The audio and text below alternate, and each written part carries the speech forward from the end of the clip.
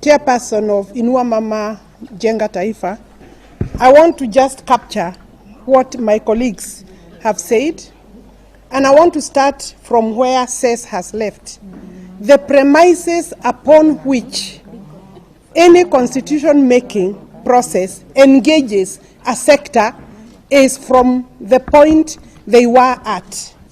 That if you had secured some gains, you are either going to engage to expand, promote, or increase those gains. In this particular BBI, the women of the Republic of Kenya are losing.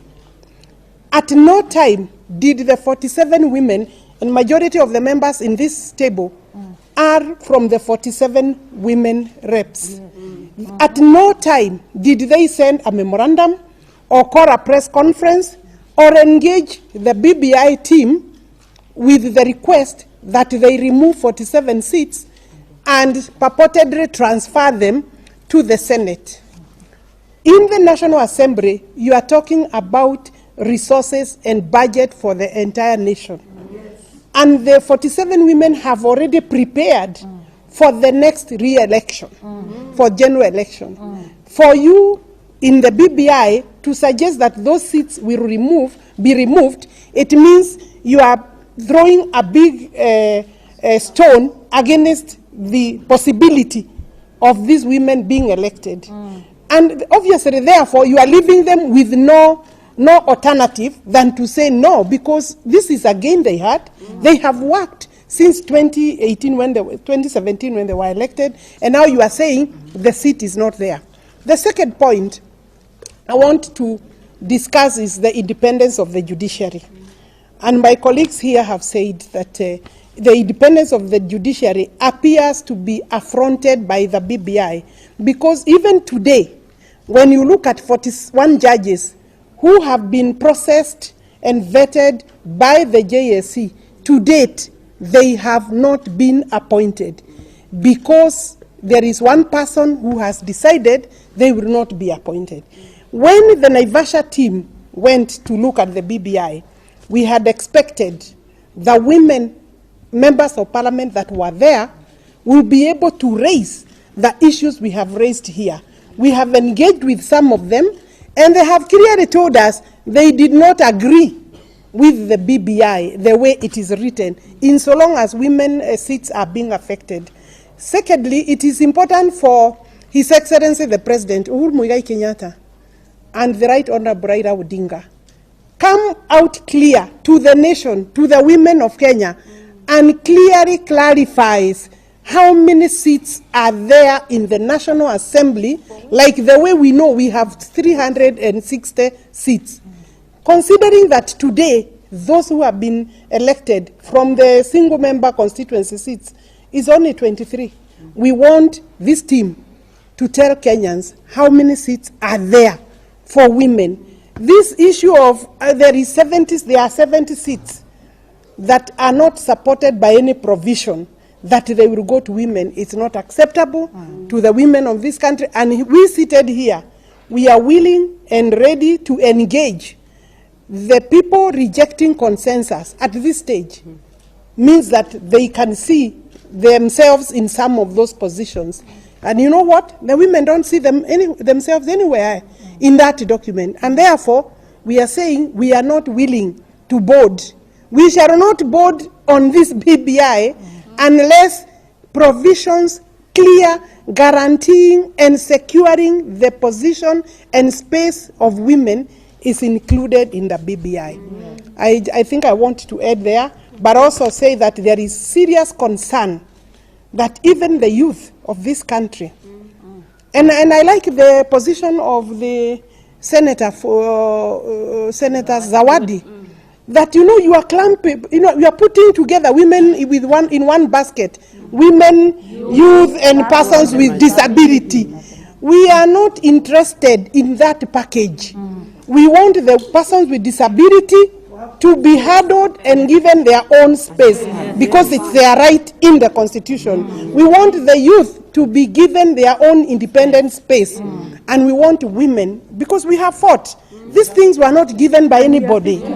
And we, you know, women are now 52%. Yes. When did it reach that we are being treated in this particular century as second class citizens? No women, no BBI. No women, no BBI. Yeah. Can I say something small?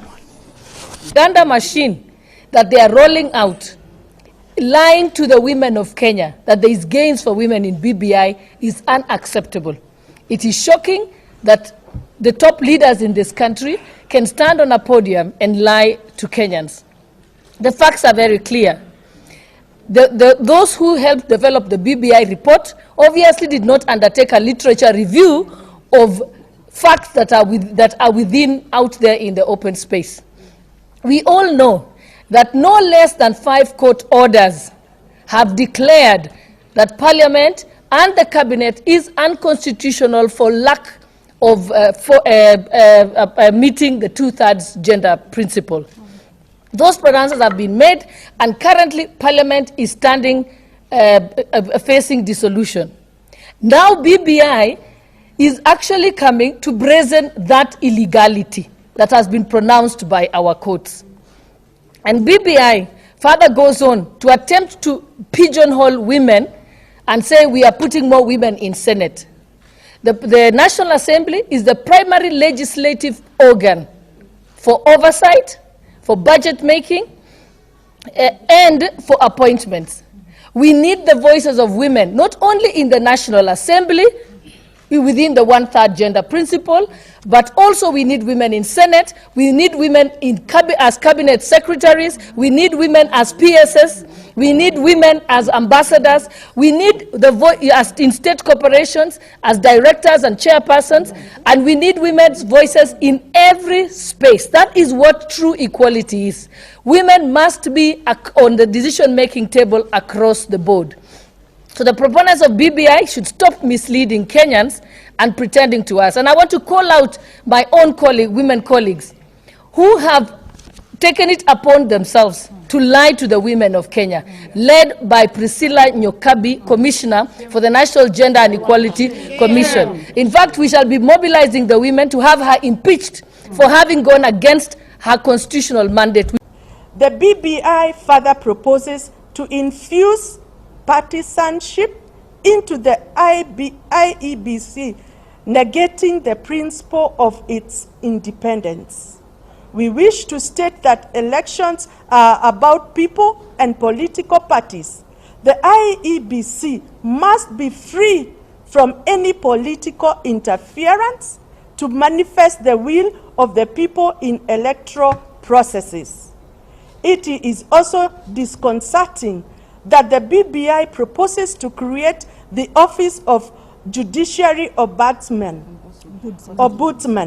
We see this as an attempt to taking away the independence of judiciary. We interpret the proposals at the BBI as seeking to give inordinate power to political party leadership so that they can exercise control over MPs and the legislature as a whole. In conclusion, we wish to state that for the women of Kenya, constitutional gains have been a 30-year journey to date.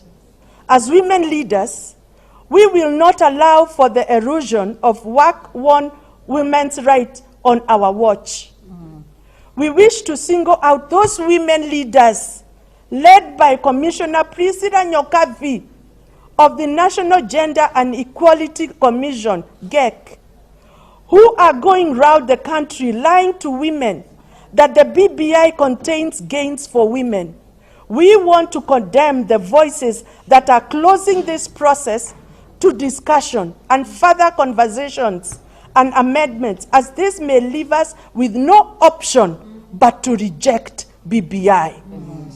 Those rejecting discussion and consensus rejecting discussion and consensus building are proponents of us versus them, and will plunge this country into unnecessary tension. We are therefore committing ourselves as women to mobilize Kenyans, and especially women, to reject BBI in total.